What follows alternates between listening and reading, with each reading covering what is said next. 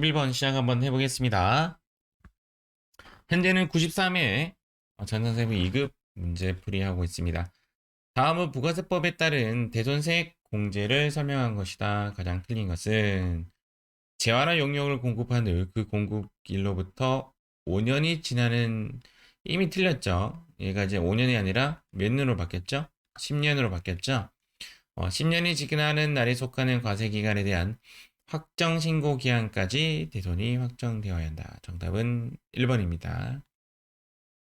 이거와 더불어 같이 바뀐 게 뭐예요? 소액채권 또 얼마로 바뀌었죠? 30만 원으로 바뀌었죠. 소액채권이 30만 원. 이거 같이 외워주시기 바랍니다. 2번, 3번, 4번도 맞는 말이에요. 채무자의 파산, 강제집행, 사업 폐지, 사망, 실종, 행방불명 이런 사건은 대손세액공제를 적용받을 수 있다. 대손세액공제는 일반 과세자에게만 적용되고 간이 과세자에게는 적용되지 아니한다. 이게 어떤 이야기냐면 대손세액공제의 의미가 뭐냐면 해석하면 이렇게 돼요. 부가세 예수금 돌려주세요. 내가 고객금을 돌려주세요. 내가 이제 고객에게 부가세 예수금을 받아가지고 그다음 그거를 납부를 했는데 받지도 못한 채 납부한 상황이기 때문에 국세청이 이제 나 아직 국세 그 고객이 파산다고 뭐 어쩌고 저쩌고 이런 이유로 부가세 예수금 못 받았기 때문에 부가세 예수금 돌려주세요라고 하는 건데 간이가세자는 부가세 예수금을 걷지 않잖아요. 거래 자체가 공급 대가로 거래가 되기 때문에 부가세 예수금이라는 단어를 쓰지 않습니다. 그러니까 정답은 대손세액공제는 간이가세자와는 상관이 없는 일이죠. 4번 부가가치세 확정신고서에 대손세액공제신고서와 대손사실 등을 증명하는 서류를 첨부하여 관할 세무서장에게 제출해야 된다. 당연한 이야기죠. 정답은 1번이 정답이 됩니다. 4번은 당연한 이야기를 하고 있기 때문에 이런 건 땡큐예요. 자, 다음 중 12번. 다음 중 부가세법상 재화 또는 용역의 공급으로 보지 않는 것은 채무 불이행으로 담보물이 채무 변제에 충당된 경우. 이런 거 잘 말이 안 나오는데, 그러니까 잘 나오는 문구가 아닌데, 이제 우리가 요거 잠깐 요거 좀 보고 갈게요. 요거랑 조금 비교해서 읽어주시면 돼요. 일단은 우리가 공부할 때 재화와 용역의 공급으로 보는 것이 여러 가지가 보는 것이지만 지금 현재 우리가 이제 간주 공급이 일단 시험에 잘 나오죠. 간주 공급은 재화와 용역으로 보는 겁니다. 간주 공급은 자, 면 이렇게 가로시 하고 비, 판, 개, 사, 회 얘네들은 보는 거예요. 그러면 보지 않는 거, 보지 않는 거, 보지 않는 거는 담사, 조공, 국수 이렇게 외웁니다. 다음에 사조 콩국수 뭐 다음에 사조 콩국수 뭐 이렇게 하고 자기 얼굴이 비판을 하면 안 된다. 옛날에는 그렇게 이야기했는데 뭐 개를 사서 말이 좀 그래서 어쨌든 간에 뭐 외우시면 됩니다. 자면 비판하면 개사패다. 알겠죠? 개사패. 자면 비판 개사패. 어떻게 잘못하면 뭐 동물 학대 이야기가 나올 것 같아서 말을 못하겠고 어쨌든 간에 어, 자가 공급에는 면세사업전용, 비사업용 소형수용차, 판매 목적 타사업자 반출은 보는 것, 공급으로 보는 것, 폐업할 때 당초 매입세액이 공제된 자기 생산치화 중 남아있는 재화, 얘가 폐업 시 잔존재화입니다. 폐업 시 잔존재화. 폐업 시 잔존재화는 본다, 보지 않는 게 아니라 본다의 말입니다. 자기의 개인적인 목적으로 사용. 이게 개인적 목적. 여기 본다 이겁니다. 본다. 이게 뭐 1번하고 이제 4번이 문제인데 1번은 잘 안 나오는 문구예요. 잘 안 나오는 문구인데 4번은 그냥 이렇게 해석하면 됩니다. 질권 저당권 등의 양도 담보 목적으로 내가 지금 현재 아파트나 상가를 가지고 있는데 이거를 돈이 필요해가지고 저당을 잡아놓고 돈을 빌린 거죠. 아직까지 그 건물이나 집은 내가 저당만 잡혀놨을 뿐이지 내 거잖아요. 공급한 게 아니잖아요. 그래 권리를 제공했다라고 해서 얘를 공급으로 보지 않습니다. 권리를 아주 내 거잖아요. 아직 양도 담보 목적으로. 그런데 내가 만약에 뭐 담보의 약속을 깼다. 그러면 제공이 되는 거죠. 얘는 일단 아니에요. 정답은 일단 정답은 4번입니다. 1번은 잘 안 나오는 문구인데 이제 어떤 이야기냐면 이런 부분을 조금 해석하시면 돼요. 담보의 제공. 지금 여기 요겁니다. 음, 보지 않는 것. 담보의 제공. 여기 담이 그거고요. 여기는 사업의 포괄 양수도, 조세의 물납, 이게 강제 공매 및 경매. 요 이야기를 제가 좀 하려고 하고 일단 넘어갈게요. 고기의 반출 원재료 수용. 이것도 따지고 보면 강제 수용 이렇게 돼야 되죠. 이제 얘가 이제 어떤 이야기냐면 내가 어떤 사항으로 인하여 내 자산에 대해서 강제로 공매나 경매를 당하게 되었다. 이럴 경우에는 보지 않습니다. 이럴 때는 보지 않지만 강제라는 말이 만약에 빠지면 그러니까 그냥 내 물건이 공매나 경매가 된 거죠. 뭐 어떠한 사유든 간에 지금 1번 같은 경우가 일단 담보물이 채무 변제에 충당됐다라는 말은 좀 애매한 이야기죠. 내 갖고 있는 담보물이 원래는 돈으로 갚아야 되는데 돈으로 갚을 능력이 안 되다 보니까 그냥 내 여기 있는 담보죠. 담보 요 다음 이야기네요. 담보가 결론적으로 넘어가게 된 거죠. 넘어가게 되는 경우는 공급으로 봐요. 그런데 얘가 만약에 이런 상황에서 강제로 공매 및 경매가 된다면 강제로 이때는 또 공급으로 보지 않을 수 있습니다. 되게 애매한 말이네요. 따지고 보니까 어쨌든 채무 불이행으로 내가 담보 잡았던 물건을 넘어가는 상황에서는 얘는 일단은 공급으로 본다라고 보시면 돼요. 담보 자체는 공급으로 보지 않지만 담보물이 넘어가는 상황이 생기면 얘는 공급으로 본다. 이렇게 보시면 됩니다. 그래요. 일단은 정답은 4번입니다. 제가 오히려 더 헷갈리게 만든 것 같기도 하고 일단 정답 4번이에요. 요거는 좀 외워주면 좋습니다. 자멸비판 개답해 담사조공 국수, 담사조공 국수 이렇게 외워주시면 좋습니다.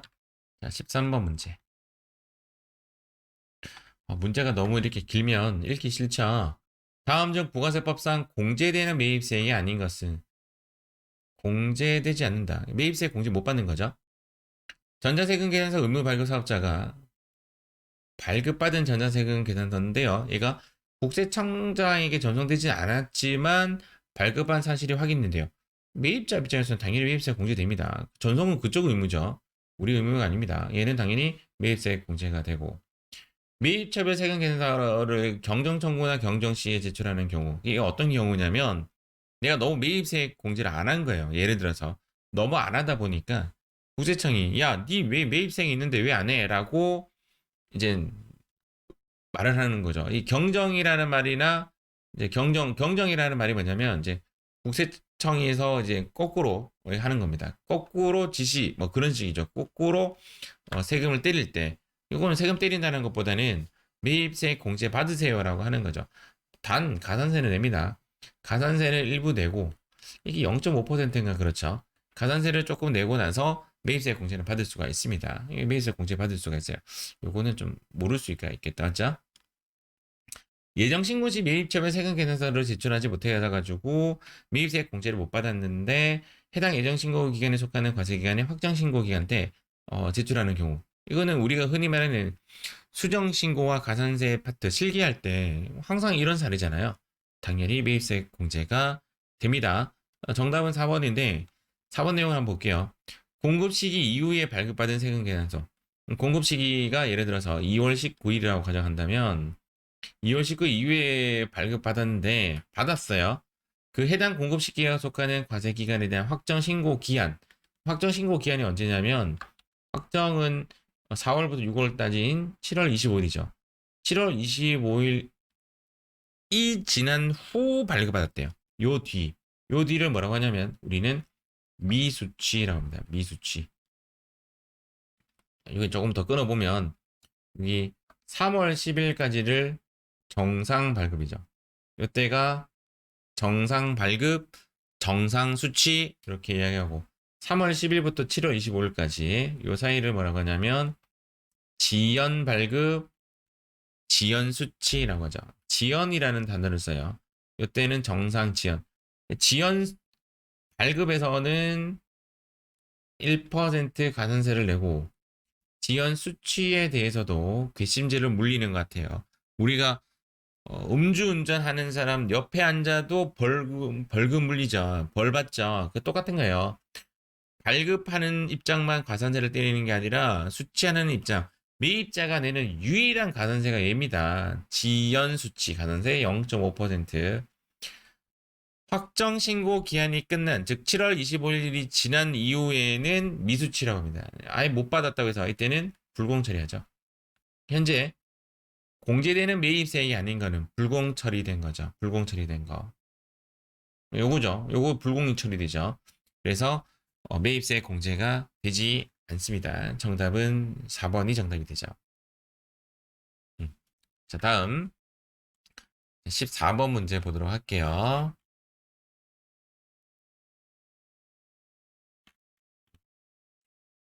소득세법상 이자소득 총수익 금액의 수입 시기에 대한 설명으로 가장 옳지 않은 것은 1번부터 저축성 보험의 보험 차익은 보험금 또는 환급금이 지급이 있다. 단 기일 전에 해약하는 경우에는 그 해지일이다. 이자소득의 수입 시기는요. 일단 이렇게 정리 한번 해볼게요. 간단하게. 의 수입 시기.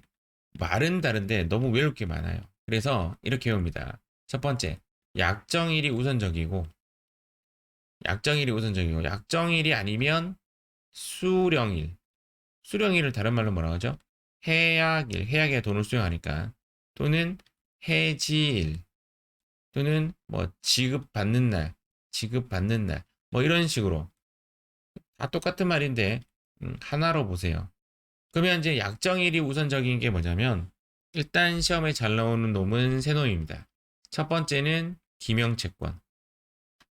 이거 무기명채권이란 말이 나오면 수령일, 해약일, 해지일, 지급받는 날 뭐 이렇게 해석하시면 됩니다. 이 두 번째 나오는 것이 비영업대금의 이익. 이 문제는 비영업대금의 이익에 대해서 좀 깊게 나온 케이스입니다. 비영업대금의 이익은 약정일이 우선한다 이렇게 보시면 돼요. 일단은 세 번째는 직장공제 초과 반환금.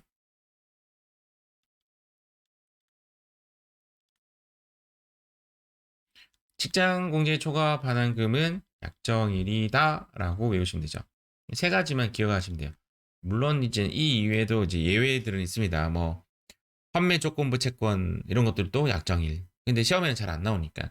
일단 시험에 나오는 애는 요 세 가지를 좀 기억을 하시고 나머지는 수령일. 이렇게 봤을 때 보험은 여기 세 가지 안 들어가잖아요. 약정일에 안 들어가니까 받는 날. 그 위에 뒤에 찌다시 이상한 뭐 더 나왔어요. 그 전에 해약한다면 해지하는 경우에는 해지일. 뭐 똑같은 말이죠. 이는 맞는 말로 보시면 되고 이번에 보면 비영업 대금의 이익은 약정일이 원칙입니다. 약정일.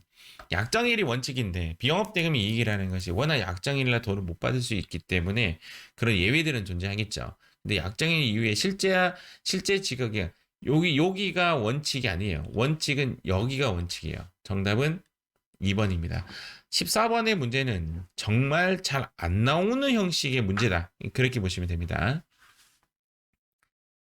3번 채권의 이자와 할인액은 무기명 채권은 실제 지급받은 날. 여기 실제 지급받은 날로 제가 클릭하면서 날아가 버렸어요.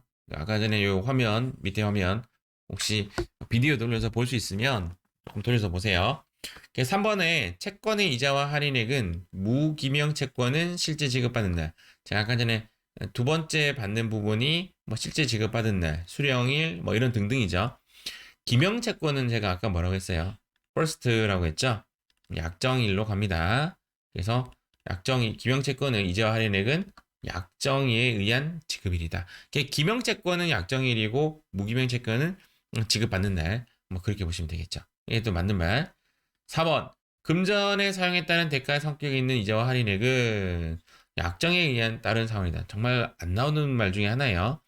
그래서 여기도 마찬가지로 약정일이 우선적으로 간다라고 보시면 돼요. 음. 이자와 할인액. 이자와 할인액은 약정에 따른 상환이다. 책에도 잘 안 나오는 문구인데 시험에 나왔어요. 단 기일 전에 상환할 때는 그 상환일이다.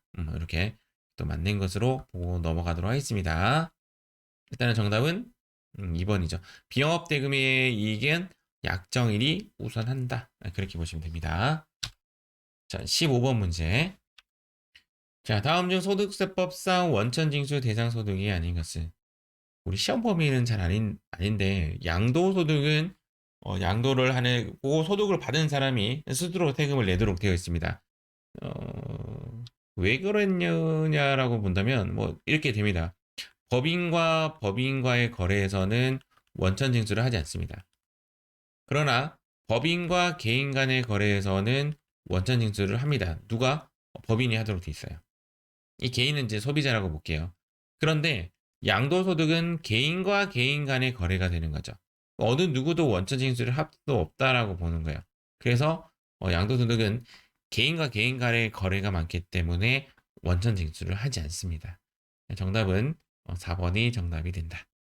잘 안 나오는 문제예요. 15번 문제도. 이렇게 해서 93회 전산세무 2급 11번부터 15번까지 마무리하도록 하겠습니다. 수고하셨습니다.